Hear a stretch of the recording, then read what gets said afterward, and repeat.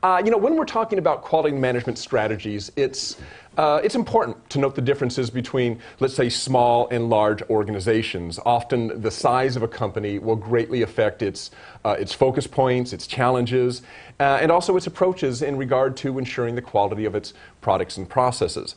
Interestingly, there can even be a significant differences and similarities between company sizes within the same industry. A recent survey conducted by LNS Research did a side-by-side analysis of small and large organizations with regard to objectives, pain points, and IT strategies. Matt Littlefield, President and Principal Analyst for LNS Research, is with us via Skype to tell us a little bit about the research. Hi, Matt. Hey, guys. Great to be back. Hey. Thank you. So, let's talk about this survey a little bit. Can you tell us what the overall purpose of this survey was? Sure. This was really a seminal survey for us at LNS Research. We've been conducting this data collection effort over the past actually over a year now, as we started in June of 2012. So we're excited to be able to share this research, and the goal of it was to be able to identify those best practices around business process, around leadership, around metrics, and around technology. So those are the four focus areas of the research study. And as you mentioned, we want to be able to drill that down, not just broadly across all different types of companies, but we want to say, what are the differences by industry, or what are the differences by company size, and help companies really drive that strategy based on their particular drivers and standing in the marketplace. And can you give us some high-level insights into the results? I mean, what do these responses indicate about pain points that respondents are experiencing, for instance? Yeah, there's some interesting high-level results for sure. When we look at companies together, overall, companies are very focused on growth. That's one of their main financial objectives. But when we look at what's happening in operations or in quality, very often it's cost or efficiency. So it's manufacturing efficiency gains, it's cost of quality improvements. So one of the things we're going to be talking about is how do you take what we do in quality and transition it into something that's a growth enabler? How do we connect manufacturing quality or engineering quality up to an improved customer experience, improved sales, those sorts of things, not just cost reductions in terms of reduced warranty reserves or reduced scrap rates. So that's one big finding that we've seen.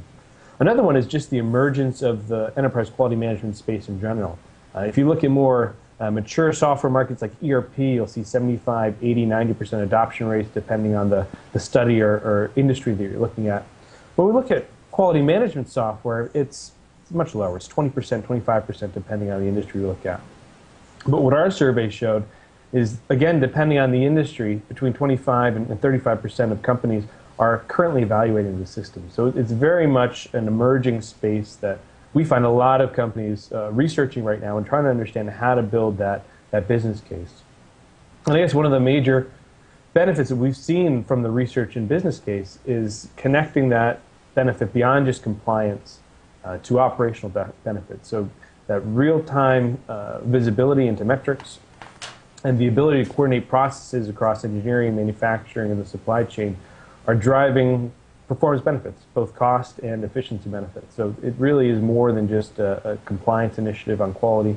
We're moving the dial on a lot of key metrics. So, Matt, and we should remind all the viewers out there, we have an interesting webinar on this topic coming up next Tuesday on June 25th at 11 a.m. Pacific, 2 p.m. Eastern, and Matt and Dirk, you guys will be conducting the webinar.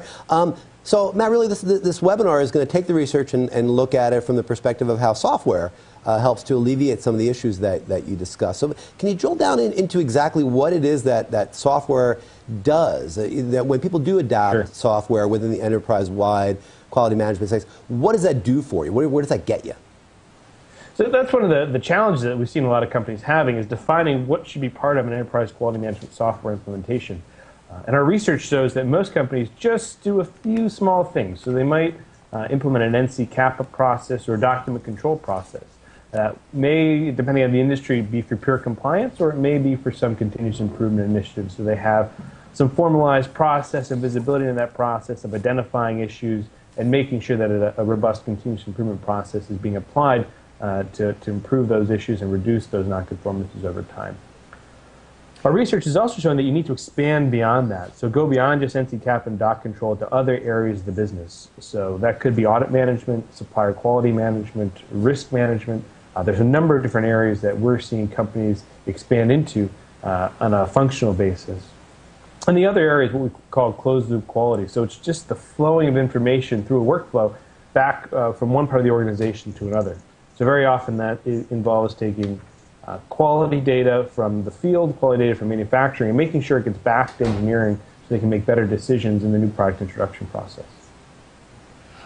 What else will we hear about on the webinar this coming Tuesday, just to kind of wrap us up real quick here?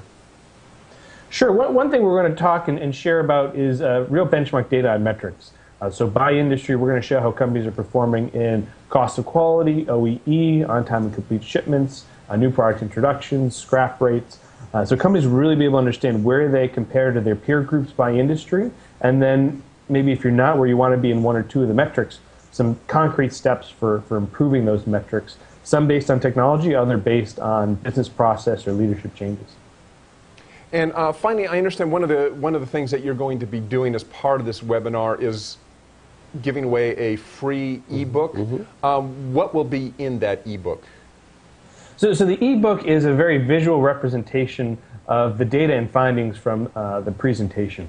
So if you're like me and you can't sit down and read a 20-page report, but you want to get the key findings in a very visual and easy to digest way, perhaps share it with other folks on the team who don't have as much quality experience as you might. It's a great way to quickly communicate in a visual way the main findings of the report and apply it to your business. So that's our goal of the ebook, to make it easy to communicate those key findings about how to adopt EQMS and what the value is from the software. Okay. Well, Matt Littlefield, President and Chief, do I have that? Principal Analyst with LNS. I'll Research? take Chief. Chief Analyst, whatever works. All right. Well, we'll see you again on Tuesday then at the webinar. Great. Looking forward to it, guys.